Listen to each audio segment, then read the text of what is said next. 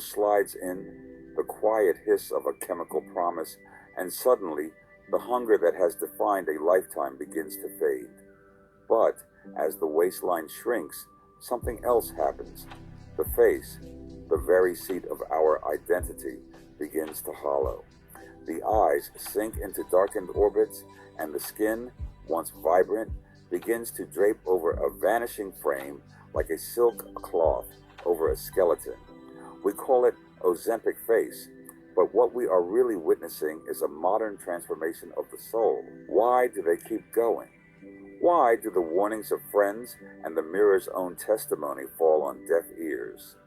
To understand this, we must sit at the table with our four guides, the Buddha, the Stoics, Machiavelli, and Jung, to peel back the layers of this modern obsession. The hunger of the ghost, the Buddha. The Buddha would look at the modern patient and see the preta, the hungry ghost. This is a being with a stomach as vast as a mountain, but a neck as thin as a needle. No matter how much it consumes, it can never be satisfied because the hunger is not in the belly. It is in the mind. When someone sees their face hollowing out, yet continues the injections, they are caught in the cycle of tanha, craving.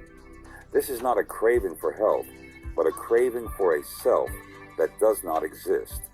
They believe that if they can just shed 5 more pounds or reach a certain number on the scale, they will finally reach a state of permanent peace. But the self they are trying to perfect is an illusion. To the Buddha, the emaciated look is the physical manifestation of a spiritual void. They do not stop when their face alters because they are no longer looking at a face. They are looking at a project. They have become attached to the process of vanishing, believing that to be less is to be more. They ignore the concerns of family because those voices belong to a world of fullness that the hungry ghost has already rejected. The tyranny of the impression, the Stoics. Marcus Aurelius or Epictetus would find this behavior a tragic misuse of the faculty of reason. The Stoics taught us to distinguish between what is up to us and what is not up to us, while health is a preferred indifferent, which is something that is naturally desirable. The obsession with a specific aesthetic at the cost of one's vital force is a form of psychological slavery. Why don't they stop? Because they have surrendered their proheresis, their moral character, to the opinions of the maddening crowd. They are chasing a shadow. The Stoic would ask, is your face yours, or does it belong to the digital eyes of strangers? Those who continue until they look sickly have fallen into the trap of fantasia. They are acting on untested impressions. They see a hollowed cheekbone in a magazine and label it success.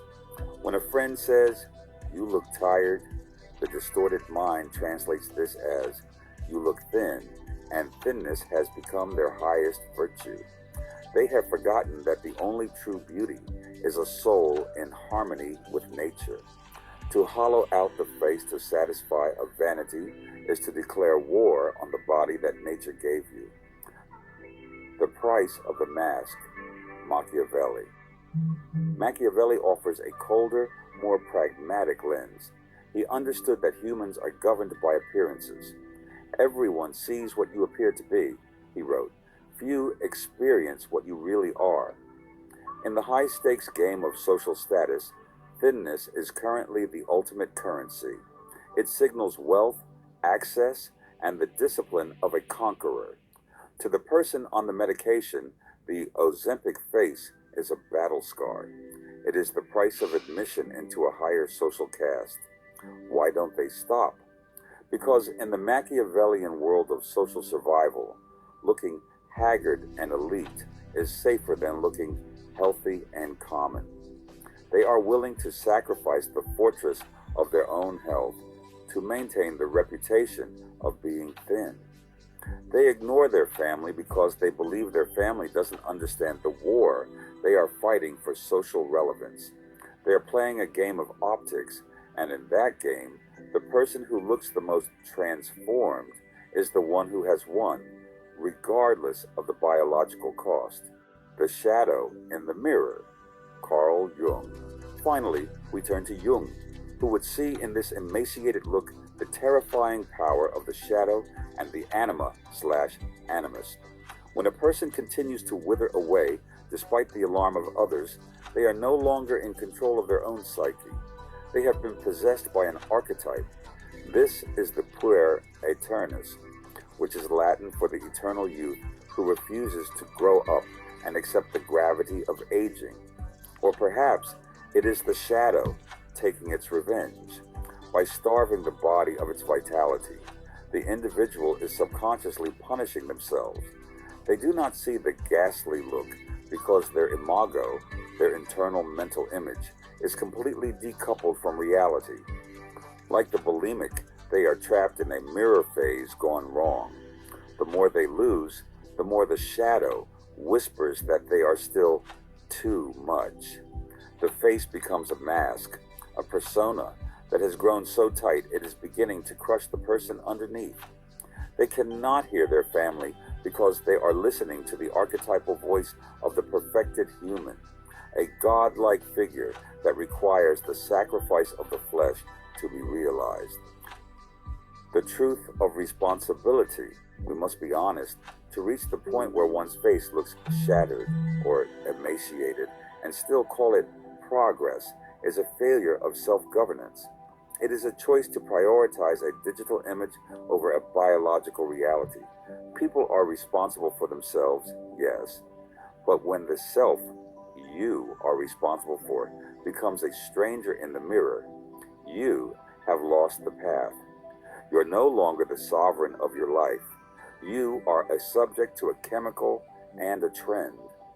If you see this happening to someone you love, speak the truth, not with sugar-coated comfort, but with the clarity of a friend who sees the hungry ghost trying to consume the person. And if you see it in yourself, stop.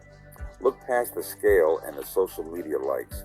Ask yourself, am I building a life or am I just decorating a ghost? We hope that this has been helpful. If you got some benefit or understanding, please hit the like button.